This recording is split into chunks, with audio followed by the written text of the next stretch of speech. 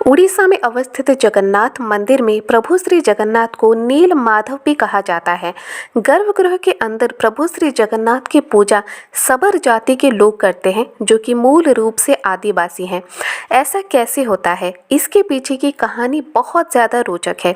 चलिए दोस्तों, मैं आज की वीडियो में आपको बताऊंगी कि क्यों प्रभु श्री जगन्नाथ को नील माधव कहा जाता है। इसके साथ ही उनके गर्भगृह के अंदर सबर जाति के लोग उन्हें क्यों पूजा करते हैं। वीडियो में आगे बढ़ने से पहले अगर अभी तक आपने मेरे चैनल को सब्सक्राइब नहीं किया है तो प्लीज़ सब्सक्राइब कर लें। इसके साथ ही वीडियो को अभी से लाइक भी कर दें। दोस्तों, हज़ारों सालों पहले की बात है, जब पुरी में मंदिर नहीं बना था। ये तब की बात है, लेकिन पिछली वीडियो में मैंने आपसे कहा था कि पुरी मंदिर बन चुका है और मूर्ति कैसे बनाई गई। लेकिन आज के वीडियो में आप इससे पहले की कहानी जानेंगे कि क्यों भगवान श्री जगन्नाथ को नील माधव कहा जाता है। जब हजारों सालों पहले पुरी के शासक राजा इंद्रद्युम्न हुआ करते थे, तो वो बहुत बड़े भक्त थे भगवान कृष्ण के और हमेशा ये चाहते थे कि किसी तरह भगवान कृष्ण उनके राज्य में आकर रहें और वो उनके लिए एक मंदिर बनवाए। तो कुछ दिन बीत जाने के बाद एक बार भगवान कृष्ण उनके सपने में आते हैं और सपने में राजा इंद्रद्युम्न से कहते हैं कि मैं नीलाचल पर्वत की एक गुफा में हूँ, तुम मुझे लेने आओ और मेरे लिए एक भव्य मंदिर बनवाओ तुम्हारे राज्य में। मैं वहीं पर विराजमान करूँगा और कल युग के अंत तक वहीं पर रहूँगा। तो इससे आंखें खुल जाती है राजा इंद्रद्युम्न की। पहले वो सोचते हैं कि मैं एक मंदिर पहले बनवा लूँ, उसके बाद ही मैं भगवान को लेकर आऊँगा। तो पुरी में एक भव्य मंदिर बनता है समुद्र के किनारे, जो है अभी का जगन्नाथ मंदिर, जो कि इतना ज़्यादा भव्य है और आकर्षित है और बहुत ज़्यादा बड़ा भी है। लेकिन इस मंदिर को बनाने में भी तब के समय में राजा इंद्रद्युम्न को कई सारी कठिनाइयों का सामना करना पड़ा था, फिर भी मंदिर बन गया। अब बारी थी भगवान को लाने की। वो कैसे होता? भगवान ने सपने में आकर कह तो दिया कि नीलाचल पर्वत की एक गुफा में है, लेने आओ। लेकिन नीलाचल पर्वत कोई छोटा मोटा पर्वत नहीं है। कौन सी गुफा में है, ये बात भी जानना ज़रूरी था और उसे जानने के लिए राजा इंद्रद्युम्न ने अपने एक खास व्यक्ति को भेजा, जिनका नाम था विद्यापति। विद्यापति बहुत ज़्यादा चतुर थे, बुद्धिमान थे और बहुत विश्वसनीय थे राजा इंद्रद्युम्न के। इसके साथ ही विद्यापति बहुत ज़्यादा आकर्षित भी थी, दिखने में बहुत ज़्यादा सुंदर थे। तो इसीलिए विद्यापति को भेजा गया इस काम के लिए।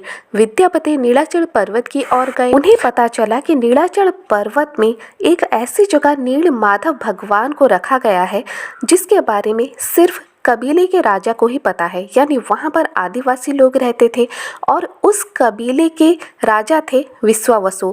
वो सभी लोग सबर जाति के लोग थे, जो कि एक तरह के मूल से आदिवासी हैं और उनके राजा विश्वावसु जो कि जानते थे नील माधव किस गुफा में है और वही केवल जाकर उनकी पूजा किया करते थे और किसी को भी ना जानकारी थी ना ही अनुमति थी भगवान नील माधव के पास जाने के लिए। तो हर दिन सुबह सुबह राजा विश्वावसु जो कि सबर जाति के राजा थे, वो भगवान के पास जाते थे और उनकी पूजा अर्चना करने के बाद लौट आते थे। उन्हें कोई भी नहीं देखता था वो कहाँ जाते थे। तो इस बात का पता जब विद्यापति को चला, फिर विद्यापति ने सोचा कि मैं आखिर कैसे जानूंगा, मुझे कैसे पता चलेगा। जब वो अपने आदिवासी लोगों को नहीं बता रहे, अपने परिवार के लोगों को नहीं बता रहे, तो भला मुझे क्यों बताएंगे।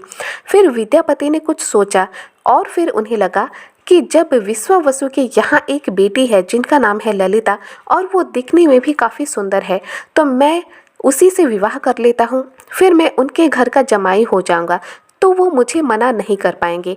ये सब सोचकर ही विद्यापति ललिता से प्रेम निवेदन करते हैं और ललिता भी विद्यापति की तरफ आकर्षित हो जाती हैं। तो इस तरह से दोनों प्रेम करने लगते हैं और कुछ समय बाद विश्वावसु जो कि राजा थे कबीले के, वो अपनी बेटी ललिता के साथ विद्यापति का विवाह कर देते हैं।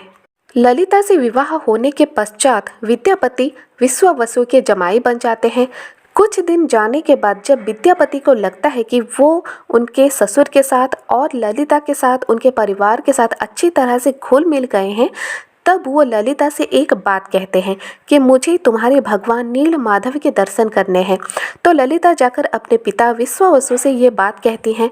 फिर विश्वावसु कहते हैं कि ठीक है, मैं जमाई को लेकर तो जाऊंगा, जो कि विद्यापति थे, लेकिन उनके आंखों में पट्टी बंधी होगी, वो रास्ता नहीं देख पाएंगे, लेकिन भगवान के दर्शन वो कर पाएंगे। तो इस तरह से विद्यापति भी हाँ कह देते हैं।